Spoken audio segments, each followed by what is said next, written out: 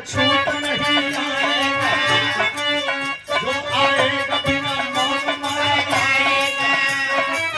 कौन देख रहा है हर समाज जैसी हस्ती है, कौन देख रहा है हर समाज जैसी हस्ती है।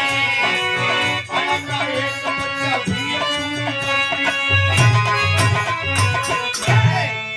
पहलवान खाली इतना समझे कि अछूत माने होला का, दलित माने बतौली है ना। अब ही ढेर आदमी के समझ में ना, वही तरह का अछूत माने ढेर आदमी के समझ में आल है कि नंदलाल रवि ही अछूत है। अंतर खाली इतने कैले हुए जन में भ्रम का दीवार खड़ी है। नंदलाल रवि डायरेक्ट अछूत है, तो पहलवान सह अछूत अनि तनी सब विलंब कह के सह अछूत यानी वो भी अछूत है। बस इतने के अंतर है। अब उतने में आपके समझ में आ गल कि नंदलाल अछूत हुआ, हमसे क्या मतलब है। ये बात के ये बात के समझे की पड़ी, विचारे की पड़ी, तब जाकर कभी आप हीरो थे आज जीरो पर हैं। कभी हीरो थे और आप जीरो पर हैं। तो हीरो बनने के लिए समझना पड़ेगा कि सह माने होला का। आया हर्षराज और अपने यहाँ डुगडुइया पिटवा दिल। डुगडुइयो पीटे के पीटे हमर ही तोहरी में के आदमी एक ठे हेती बुड़का टीम की थमा दे सब आउ लेके बरबर बरबर करे। वही से न्योता दिया, कार्ड ना बटा न्योता दिया। तो न्योता देवे में ओकर कहनाम रहल, आदेश रहल कि केवल हमारे लोग ही आना चाहिए। इसमें से अगर कहीं दलित बैकवर्ड का कोई आदमी दिखाई दे दिया तो बेमौत मारा जाएगा। पाव भर भात ना खइबा, मौत का दावत मिलत है तोहके। लेकिन जेके न्योतवा मिलल है धनंजय सेठ के, आय हाय वो चल दिया अपने घर से, रथ पर सवार हुआ, पिपली जंगल में आया। पिपली जंगल में रास्ता भटक गया, और जब रास्ता भटक गया तो सोच रहा है कि कैसे जाएंगे। एगो लड़की जंगलाती लकड़ी बिनती है, ओके बोलौला कहला के रे बिटिया फलाने के घरे जाए के रास्ता बता दे। तो करे दिमाग में गर्मी आ गई, वही जन हो जाई जहाँ हमन के न्योतवा ना, वही जन कहित ना था। बस हमारे गर्मी में कलश के हैसे के जाए के हैसे घूम जइया, फिर हैसे घूम के हैसे हो जइया, फिर हैसे हो के हैसे हो के हैसे हो के हैसे हो जइया। अब सोचे लगल कि ते रास्तवा भर रतिया भर यही रास्तवा हम ढूंढत रह जाई, न्योतवा छूट जाई। यानी गर्मी में वो गुस्सियाए के लड़किया के 50 ठे मोड़ बतौलस। लेकिन चलाक आदमी कल बिटिया आ हमारे रथिया पर बैठ जो और हमके वहां तक रास्ता दिखा दे। एक गरीब का बेटी जब रथ का नाम सुनलस खुशी का ठिकाना ना। पहले वहां हेलीकॉप्टर उतरे तो हम दौड़ल जाके हेलीकॉप्टर आवत है। साइकिल आयल तो हमारे पुरनिया कहे कि फलाने की बाइसिकिल आई। अरे बाबा आपकी तरफ से आशीर्वाद के रूप में चरणस्मरण करते हैं, प्रणाम करते हैं। आप सारे लोग का सादर सम्मान करते हैं। लेकिन बात तो ही क्या वो रथ पर बैठ गई, सोचत बैठत दिया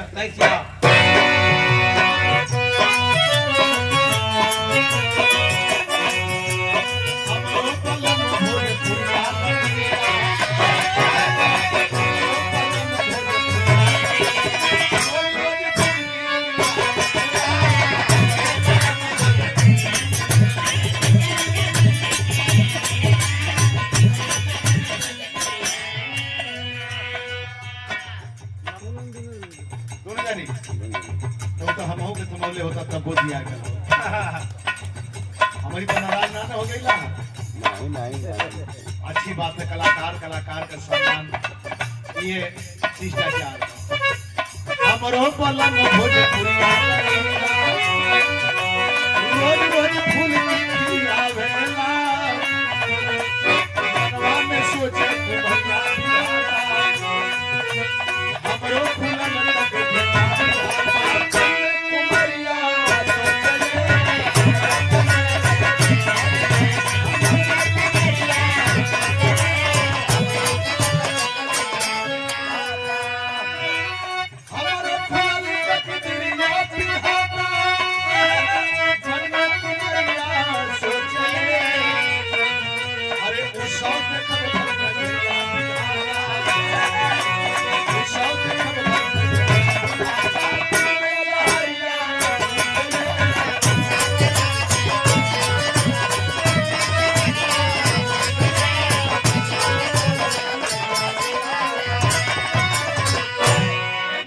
सोचे थिया तनी से ऊपर कहला बहुत ज्यादा तुहार होता मने मने सोचे थिया जाए का आदेश ना हो लेकिन यही बहाने वो जैन नजारा देख ले आय हाय रथ पर बैठल रास्ता दिखावत दरवाजे पर पहुंचा देलस लेकिन धनंजय को देख करके लोग दौड़े अगवानी किए ले गए महफिल में बढ़िया आसन पर स्थान दिए लेकिन वो लड़की वही रथिये पर बैठल चुपचाप दुबुक के परल बा एक बार भी इहो ना कहत है कि लड़की आई है हमके रास्ता देखल से दूठे लेटू देता वो पानी पी ले आउ लड़की गुस्ताखी कैलस कोई रथ पर बैठ के सोचलस कितना दूर ले अली तो कम से कम ये जैन का नाच बाजा तमाशा तो देख ले तो बढ़िया नाच आइल नाच के विषय में एहू में लोग कहला कि कुल छोटकावा हुए कि कुल नाचे न बाजा बजावे न इहे करी है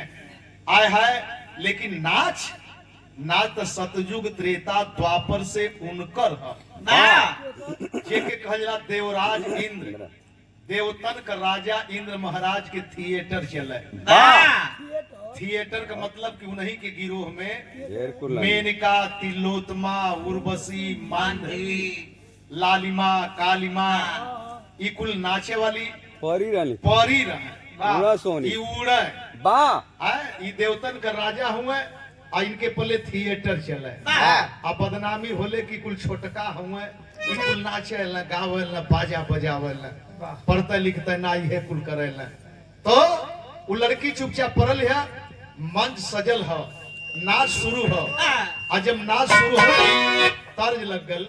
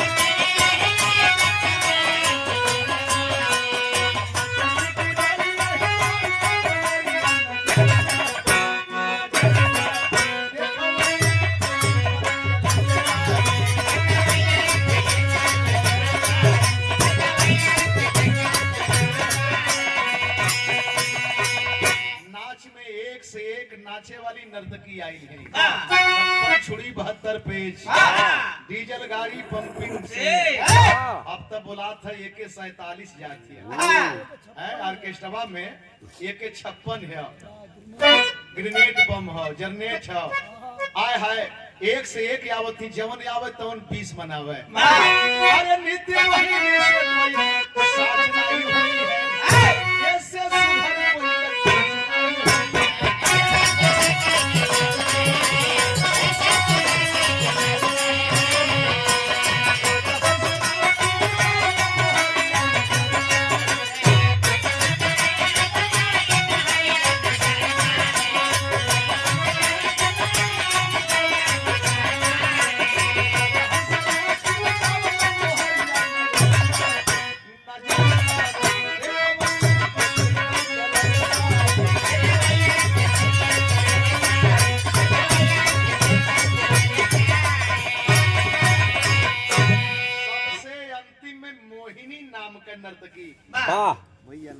बदनामी की डर से कितना जानी छोड़ के हट गई है कि हमन के लोग बड़ा हे दृश्य से देखला सोचे वो नाचत हुआ तो हीरो कहत हुआ आ तू नाचत हुआ तो लवंडा क्या बात है हर्षराज लिया के मोहर फेंके लगल नर्तकी जब नाचत थी सबसे पीछे आई मोहिनी नाम का लड़की तो ऊपर लिया कि मोहर फेंके लगने जमाना देख के कलश की बा भाई बा रुपया पैसा तो ढेर जाने के है लेकिन इतना खर्चा करे वाला दिल चाहिए हर्षराज वास्तव में साबित कर दिले लेकिन वही बीच में देखे और धनंजय कहले कि भैया एक काम हो कि अब हमारी छुट्टी हो गए, तो लोग ले गए मंच के करीब, सारी ले गए रथ के करीब में। और जब रथ के करीब में लेके गईले तो देखत हूँ लड़की चुपचाप वहीं पर बैठ के ताकत है।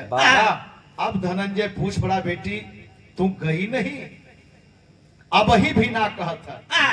एक लोग कहला कि जैसा के तैसा, अब ही भी ना कहत है कि लड़की हमके एहसान कैलस है, दूठे लड्डू देता तनी सब पानी पी ले। वो लड़कियां ताकत है। धनंजय पूछ रहा है कलश की बाबूजी एक ठे काम राउर को हम कैली है, एगो राउर काम हमार कह दे। बड़ा हिम्मत जुटाए कहलस, क्या बेटा क्या चाहती है? तो कहलस का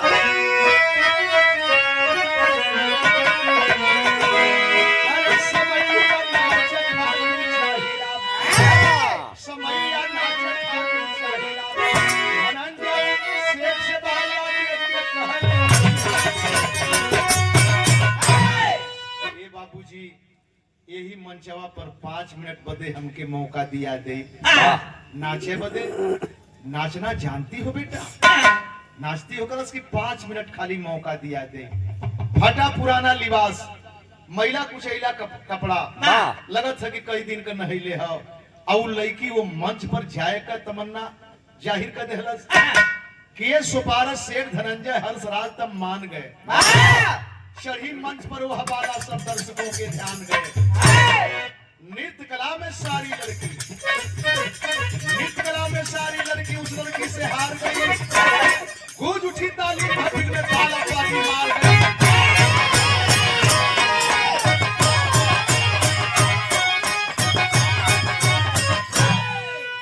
कला और शिक्षा ये केहू का पपौती ना। कैसे? बाबा साहब अपने समय में ये बात कहे हैं हम आप सबके लिए, शिक्षा न खेती किसानी में उपजे, शिक्षा बगानों में फलती नहीं है, शिक्षा का कोई न पर्वत नदी है, शिक्षा जमी से निकलती नहीं है। शिक्षा है सबकी जो निष्ठा से चाहे, शिक्षा किसी की पपौती नहीं है। साथियों, बाबा साहब ने इसीलिए संदेश दिया और 3 मंत्र दिया, शिक्षित बनो, संगठित होखो, तब संघर्ष करो। आप में अगर शिक्षा होगी, आपका संगठन मजबूत होगा, तो आपकी संख्या इतना काफी है कि संघर्ष करने की जरूरत नहीं पड़ेगी। लेकिन अब संगठन ना, अब संगठित ना, अब तो अलग अलग संगठन बने लगल, तमाम पार्टियां बनत बा, सब आजाद हो, जहां से न तहां से अध्यक्ष बन जाता। वो बात अपने जगह पर हल। लेकिन बाबा साहब ने कहा है कि केहू का पपौती ना हो, कि फल नहीं गई है, फल नहीं बजई है, फल नहीं नची है, केहू के जिम्मा ना। लड़की का बात सुन के आह्वान कैले कि भैया 5 मिनट का मौका दे दिया जाए।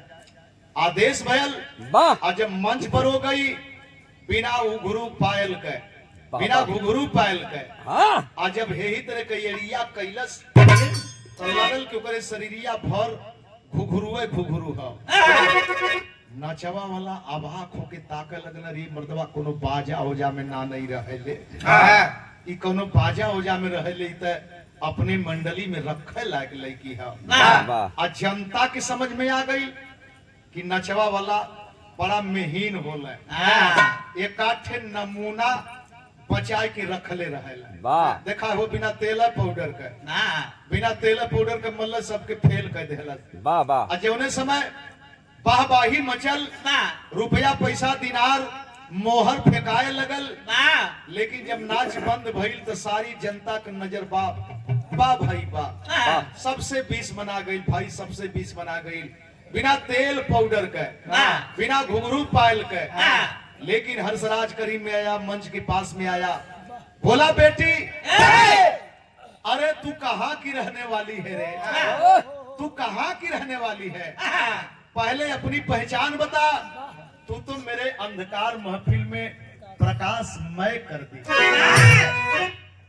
अबले यानी इतना 20 मना गई कि जितना नाचे वाली रहली उस सब अंधकार में हो गई, और अकेले प्रकाश में चारों तरफ प्रकाश ही प्रकाश।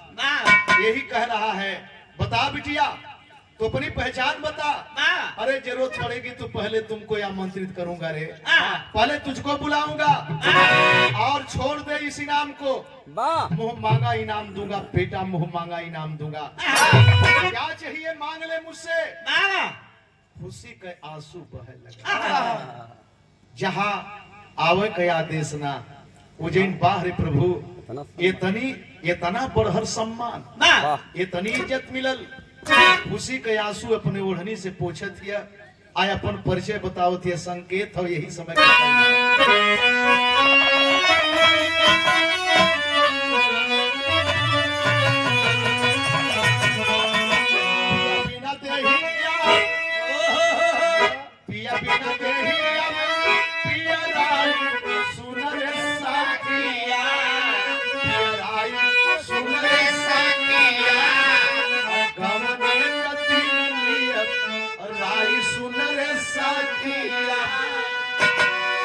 अपनी पहचान बता रही है, क्या आंसू पहुंच रही है और उधर बता रही है, हम तो राम सेवक, हम तो राम सेवक।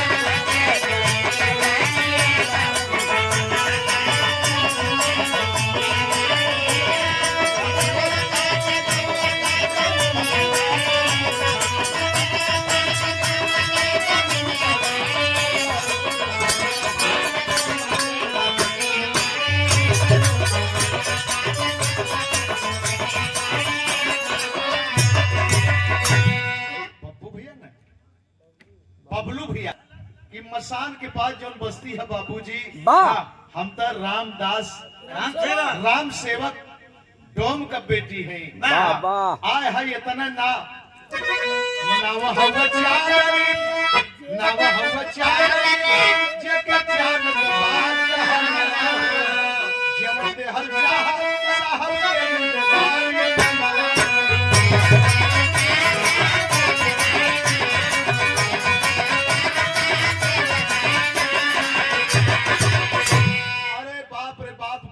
साहब काम मांगे, अगर राहुल खुश होगा तो जवन मर्जी करे तो दे दा बाबू, हमार मांगे के औकात ना है।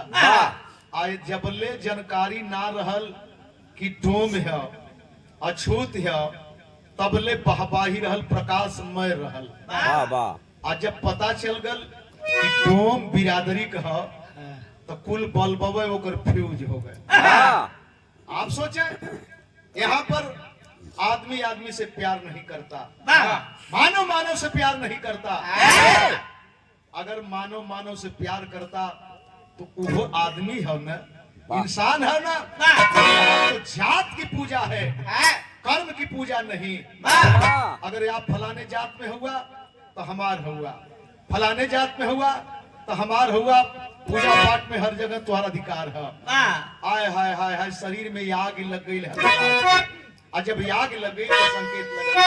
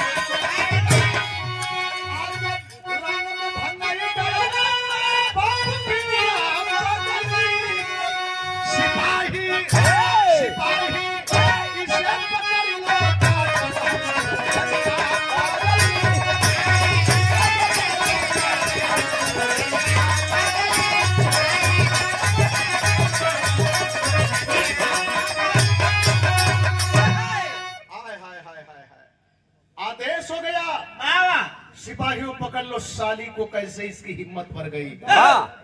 यह समाज है, यह समाज है और यह मानवता। आदमी कहला कि फलाने बड़का आदमी हुआ, बड़का धन दौलत से ना, शिष्टाचार से, व्यवहार से, आदमियत से होले। रुपया पैसा आज हो काल ना रही। यही बनारस में, यही काशी में कहियो राजा हरिश्चंद्र राजा रहले, कहियो भिखारी हो गई। यह लोग ने बतावला, कहियो कल्लू डोम रखवारी करते रहले, कहियो कल्लू डोम का दुआरी अगोरे के हो गए। और इतना ही ना, सत्यता तो यह है कि जेकर उद्धार भयल है, जेकर उऋण भयल है। अगर इतिहास उठा के आप देखें तो जबले एक गरीबन का सहयोग ना मिलल है, तबले वो आदमी के उद्धार ना भयल है। सिपाही पकड़ लिए, काल कोठरी में बंद कर दिए। सुबह होगा चौराहे पर इसका कत्ल करेंगे, इसके माँ बाप को काटेंगे, जमाना तमाशा देखेगा। इसके बाद आइंदे से किसी की हिम्मत नहीं पड़ेगी किसी की समाज में जाकर के नापाक कर देने की। अब नापाक हो गई ले, अब पवित्र हो गई ले, कुल बल्ब फूट गयल, अब अंधकार हो गयल। कहीं से पता चल लगल कि डोम बिरादरी कहा, अछूत बिरादरी कहा। और यार खान पान शुरू हो, काल कोठरी में वो लड़की रोवत है, सोचत है, का सोचत है,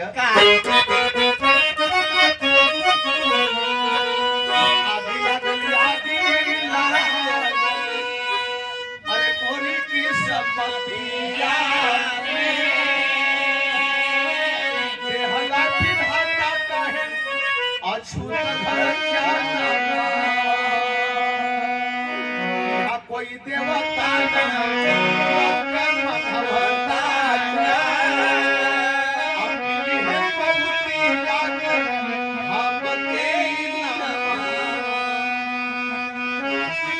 अपने पर गला नहीं होती है।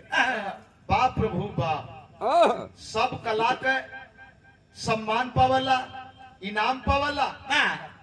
हमहू तो इनाम पावत है, लेकिन मौत के जब मरी जाई दुनिया देखबे न करब तो प्रभु इतना बढ़िया कला काहे के दे देला। अगर इतना बढ़िया कला दे देला तो फिर गरीब के घर में, अछूत के घर में हमार जन्म काहे के देला। अपने पर गला नहीं करत है। अब तक काल हमार माई बाबू भी मारल जाई हैं, हमहू मराई, समाज में हमहन कहाँ रहल जाई।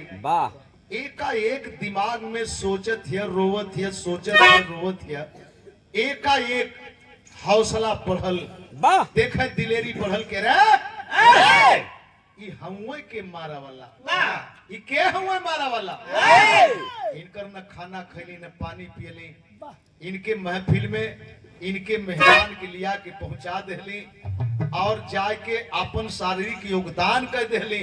तबले ना जनले तबले बहबाही रहल, आ जान गेले के बाद हम बेकार हो गईली। तो ई के मारे वाला हम सोचत है, का सोचत है,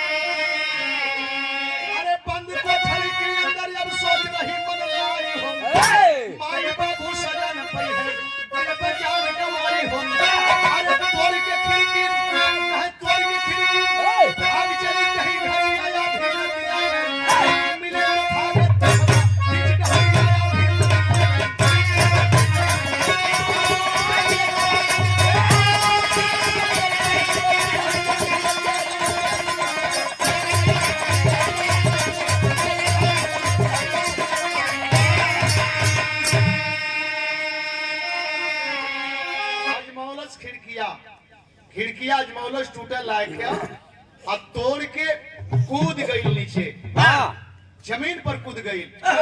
चोट तो जरूर लगल, लेकिन बबलू भैया कूद गई। ए बदे कूद गई कि मर जाइब कहीं जाके जान दे देबे, न रह न हमार मतारी बाप सजा पई है। बड़ा दूर निकल गई, हर खियावे पियावे में बेकार हुए लोगन। बड़ी दूर निकल गई। जब दूर निकल गई तो जंगलवा में देखल से एक ठे कुआं, वही कुआं के जगतिया पर बैठल सोचत यही में कूद के जान दे दे। अगर कहीं आ जाएंगे हंसराज तो हमारे पल्ले क्षमता ना बा कि हम बराबरी कई के संघर्ष कर ले पाए। हमारे माई बाबू गरीब आदमी हुए, बराबरी ना कर पाई हैं। हमहन के मराए के पड़ी, ऐसे बढ़िया के ही में जान दे दें। जान दे देबे तो बतिया खत्म हो जाएगी।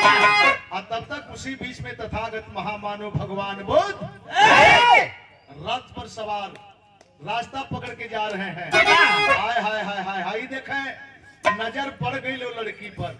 जब नजर पड़ गई लड़की पर तो रथ रोक दिए, रथ से उतर करके करीब में जाते हैं और सहानुभूति देते हुए बोले, बेटी क्यों, क्या बात है? अकेले बैठी हो, रो रही हो, अपने आप को शांत हो जा रही हो। आए है सवाल सुन करके थोड़ी सा सहानुभूति बोलस, फफक के रोने लगल। आज जब फफक के फूट करके रोने लगी तो रो रही है और अपनी हकीकत का बयां कर रही है।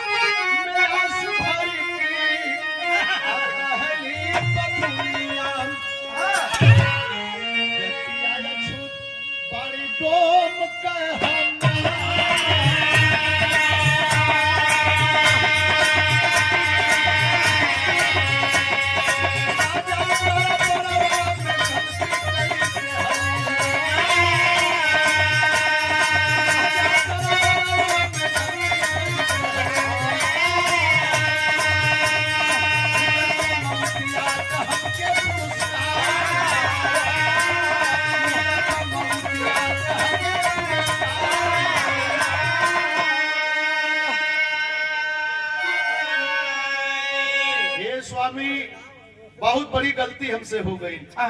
जहाँ ना जाए का आदेश रहल, वो जैन हम गुस्ताखी कह के चल गई।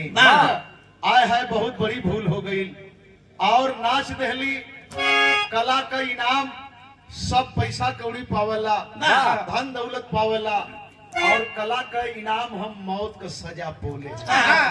आए है जब इस बात को सुने तथागत महामानव भगवान बुद्ध एक बात कहले, अरे तथागत मधुरी पचनिया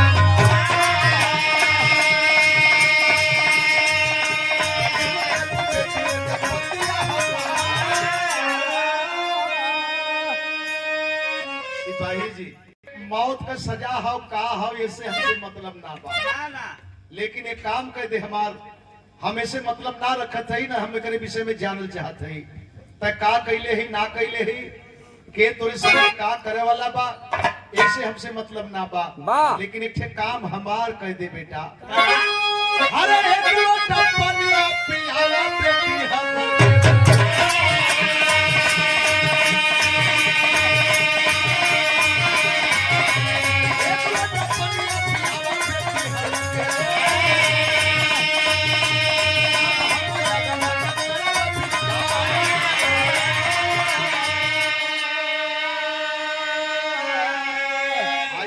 डोर ले ले, एक लोटा पानी यही कुआं में से निकाल के हमके पिया दे, एक बाद हम चल जाते।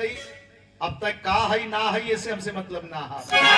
और जब सुनलस कि एक लोटा पानी निकाल के पिया दे तो झरझर झरझर आंख से आंसू चले लगल। हे स्वामी, एक जगह गलती कैली है तो मौत का सजा मिलल, और मौत के बाद फिर कुछ रही न जाता इंसान के कि दूसर सजा मिली तो ओकर भुक्त भोगी हुई।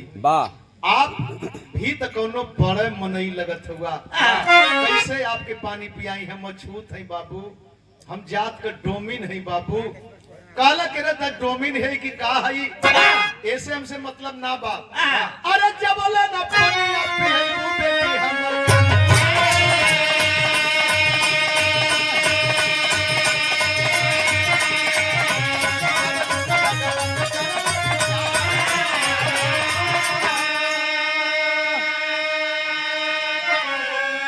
जब तक पानी नहीं पिलाओगी मैं जाऊंगा भी नहीं। हट कर दिए, लाचार होकर के लोटा डोर थामती है, कुएं से पानी निकालती है और पानी निकाल करके ज्यों ही थमाती है। ये के तथागत है सही कैले तबले तक गजब हो गल। अरे ये जगह में आया हर सरलाज का सिपाही।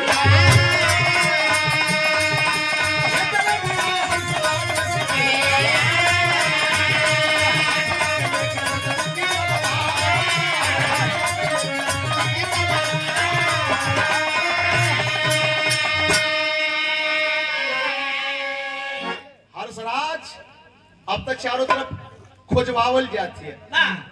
जब खान पान से लोग छुट्टी पाए तो कहला कि देखो तो कैसे है, खिड़की खुलल है।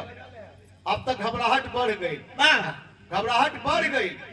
अरे लड़कियां तो गायब हो गई। चारों तरफ सिपाहियों को लगा दिया गया, खोजो छान मारो देखो कहाँ मिलती है। आया है तबले संयोग से जौने टीम में हंसराज रहल नजर पड़ गई। तथागत महामानव है तरह के पानी लोटा के लेके आ जौन लगावत हुए आ तबले दुर्वे से हंसराज कला दुहाई स्वामी के खबरदार स्वामी खबरदार, पानी पिया मत, पानी पिया मत। अरे ई त डोम के लड़की हो के देखतो न हुआ छूत ओकरे हाथ का पानी पियबा शरीर नसा जाई। लगत है कि जिभिया कट के गिर जाते ओकर पानी पियत हो तथागत और जीभ कट के गिरत है ओकर। आज जब वही करीब में पहुंचता है यही कहते हुए नाक मारते हुए कि स्वामी पानी मत पिया, स्वामी पानी मत पिया, डोम का लड़की है अछूत है ओकर रंग रूप देखा आ तबले पानी पी के लोटा फेंक देला।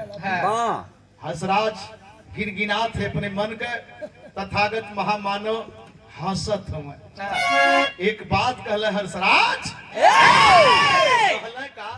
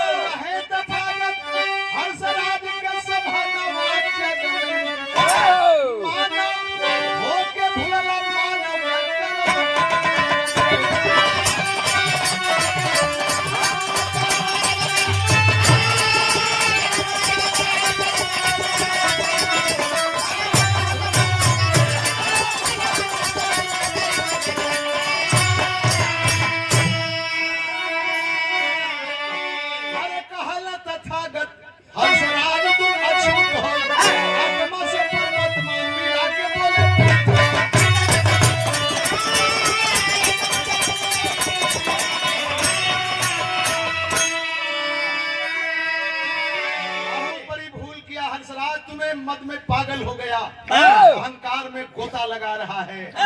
बहुत बड़ी गलती किया तुम। इंसान का पहचान इंसान न कर पाए, इससे बड़ा दोषी हो ही क्या सकता है। और उसमें भी कुंवारी बेटी है। बेटी एक पवित्र शक्ति हुआ करती है। किसी की बेटी आज भी नेपाल में शक्ति पीठ के रूप में जिंदा देवी के नाम से पूजी जाती है। जिस वंश के तथागत महामानव भगवान बुद्ध है, उसी शाक्य वंश की लड़कियां रखी जाती हैं। उनका चेकअप होता रहता है। जब रजस्वला के करीब में आती है तो उस लड़की को वहां से हटा करके फिर दूसरी लड़की को रखा जाता है। अच्छाई मिले।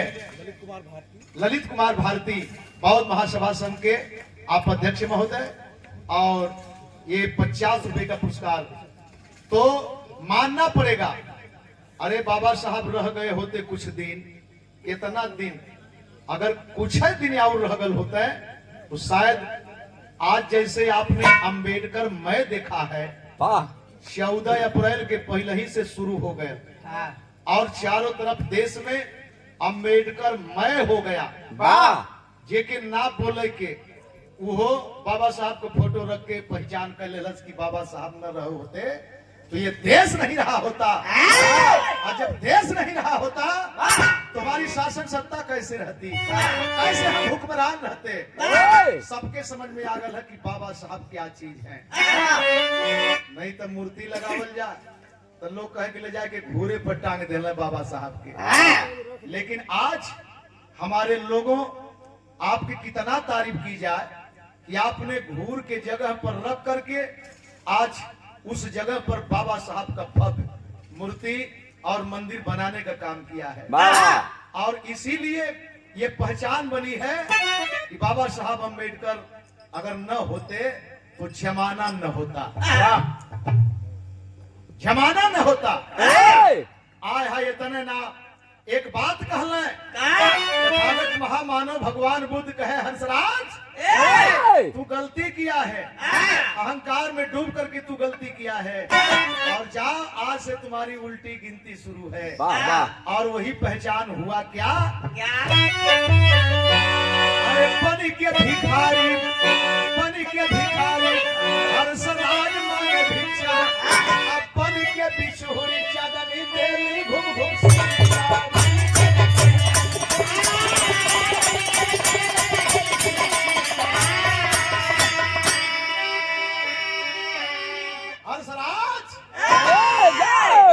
डूब गई, ईंट से ईंट गल गया, नोना खा गयल, जो मद था जो घमंड था चूर हो गया। क्योंकि बेटी ही संत गुरु रविदास की नीलू गोरखनाथ को दीक्षा दी, आज वहीं से पंथ का बंटवारा हुआ। गोरखनाथ को चेतावनी दी गई कि आपने बेटी का अपमान किया है, मेरा अपमान करते तो कोई दिक्कत नहीं। दरोगा जी ये प्यार भरा सुबह सुबह अरे बन के भिखारी हंसराज मांगे भिक्षा, ले ले तथागत महामानव भगवान बुद्ध के विरासत माने जाते हैं। आय हाय और संत कबीर साहब और रविदास साहब ये जगह जगह पर थे तो संत, लेकिन जन नायक बन करके समाज को जगाने का काम किए। चाहे मार खाए चाहे ठोकरें लगी, लेकिन समाज को जगाते जगाते चले गए। अरे बन के भिखारी हंसराज मांगे भिक्षा, अब बन के बिछोरी चादनी देली घुम घुम शिक्षा। अरे चाहे भारत रूस चीन जहां जग में मानव होके भूला मानव करके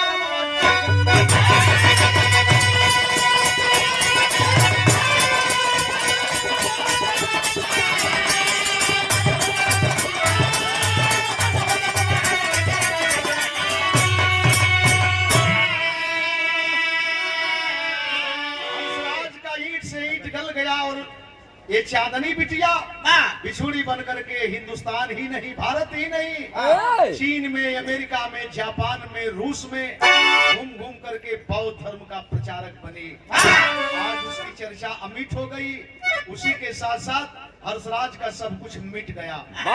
ये है तथागत महामानव भगवान बुद्ध की करुणा और कृपा और शक्ति। गुरु बिहारी दिनेश खत्म हुआ चंद्रिका करके सो बच्चन से